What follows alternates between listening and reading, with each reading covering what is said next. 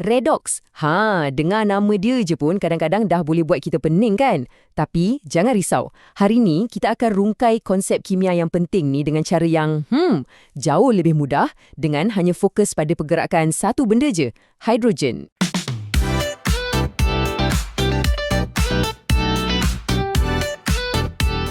Sekali pandang, macam tak ada kena-mengena langsung kan? Satu tu proses alam yang boleh rosakkan bangunan, satu lagi pula proses kad kilang untuk buat baja. Tapi percayalah, jauh di dalam, di peringkat atom, ada satu tarian kimia yang sama sedang berlaku. Dan tarian tu, ia berkisar tentang siapa yang memberi hidrogen dan siapa yang menerima. Itulah dia rasio besar di sebalik tindak balas redox yang akan kita bedah siasat hari ni. Siapa yang serah hidrogen, siapa yang sambut, itulah yang tentukan semuanya. Okey, ini plan kita. Mula-mula, kita tengok redox dari sudut pandang baru. Lepas tu, kita fahamkan aturan hidrogen. Kemudian, kita tengok contoh sebenar, kita kenal ejen-ejen penting dalam cerita ni, dan akhir sekali, kita simpulkan semuanya. Jom kita mula? Selalunya, bila sebut redox, automatik otak kita akan fikir pasal oksigen. Ya, itu betul, tak salah pun. Tapi hari ni kita nak guna satu jalan pintas, satu definisi lain yang ramai orang terlepas pandang, tapi sebenarnya sangat-sangat berkesan untuk faham konsep ni. Dan ia cuma melibatkan hidrogen. Baiklah, sekarang kita dah sampai ke bahagian paling penting. Jadi, untuk sekejap je, cuba lupakan semua pasal oksigen atau pergerakan elektron. Kita akan guna satu peraturan yang sangat-sangat mudah diingat. Dan inilah dia peraturan emas kita. Slide ni boleh kata adalah kunci untuk keseluruhan kupasan kita. Senang je, pengoksidaan ialah bila satu bahan tu hilang hidrogen. Manakala penurunan pula ialah bila satu bahan tu dapat hidrogen. Itu je. Ingat, oksida hilang, turun dapat. Mudah kan? Okey, kita tengok pengoksidaan dulu. Bayangkan satu molekul tu, dia ada pegang atom hidrogen. Lepas tindak balas berlaku, tiba-tiba dia lepaskan hidrogen tu. Bila dia dah hilang hidrogen, kita panggil proses tu pengoksidaan. Dan penurunan pula tentulah sebaliknya. Mesti ada molekul lain yang dah siap sedia nak sambut hidrogen yang dilepaskan tadi. Bila dia berjaya tangkap dan terima hidrogen tu, kita katakan ia telah diturunkan. Sebab itulah proses ni sentiasa datang berpasangan. Mesti ada yang melepas dan mesti ada yang menyambut. Okey, teori kita dah mantap. Tapi, macam mana benda ni nampak dalam tindak balas kimia yang sebenar? Jom kita jadi detektif dan saksikan sendiri macam mana penyerahan hidrogen ni berlaku. Okey, mari kita siasat. Tengok bahan pertama kita, hidrogen sulfidah, H2S. Ia masuk dengan dua hidrogen tapi keluar sebagai sulfur S. Dah tak ada hidrogen langsung. Jadi apa jadi? Ia dah hilang hidrogen. Maksudnya H2S telah dioksidakan. Sekarang kita tengok klorin, Cl2.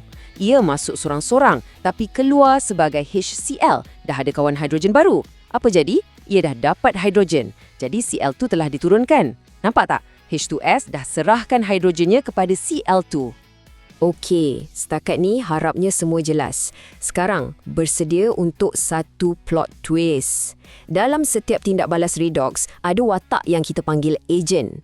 Dan dekat sinilah selalunya orang akan keliru. Sebab nama ejen ni macam terbalik dengan apa yang berlaku pada diri dia. Tapi jangan risau, kita akan jelaskan perlahan-lahan. Ayat ni memang nampak macam pening sikit kan? Tapi inilah kuncinya. Ingat je ni, peranan sebagai ejen tu terbalik dengan nasib diri dia sendiri. Jom kita pecahkan ayat ni supaya ia jadi lebih mudah difahami. Okey, mari kita fahamkan betul-betul. Fikir macam ni, ejen pengoksidaan. Tugas dia ialah untuk menyebabkan bahan lain dioksidakan. Maknanya, dia paksa bahan lain tu hilang hidrogen. Macam mana dia nak buat tu? Dia kena rampas hidrogen tu untuk diri dia. Bila dia dah rampas, apa jadi pada diri dia? Dia dapat hidrogen kan? Jadi, dia sendiri diturunkan. Sama juga untuk ejen penurunan. Tugas dia untuk menyebabkan bahan lain diturunkan dengan cara memberi hidrogen. Bila dia dah bagi hidrogen dia, apa jadi pada diri dia? Dia sendiri hilang hidrogen. Jadi, dia dioksidakan. Jadi, ingat, nama ejen ikut kerja dia, bukan apa jadi kat diri dia. Okey, Dah bersedia untuk ujian terakhir? Jom kita gabungkan semua yang kita dah belajar tadi, pengoksidasian, penurunan dan juga ejen-ejennya dalam satu lagi contoh. Kita tengok sama ada kita dah betul-betul faham atau belum. Jom kita analisis sama-sama. Mula dengan amonia, NH3. Apa jadi padanya? Ia kehilangan hidrogen. Jadi prosesnya ialah pengoksidaan. Okey, sekarang peranannya, sebab dialah yang memberi hidrogen, dialah ejen penurunan. Selesai. Sekarang, kuprum 2 oksida. Apa kerja dia? Dialah yang menyebabkan amonia hilang hidrogen, jadi dialah ejen pengoksidaan. Dan apa jadi pada diri dia sendiri? Dia diturunkan. Nampak tak? Semua kepingan puzzle ni dah bercantum dengan elok.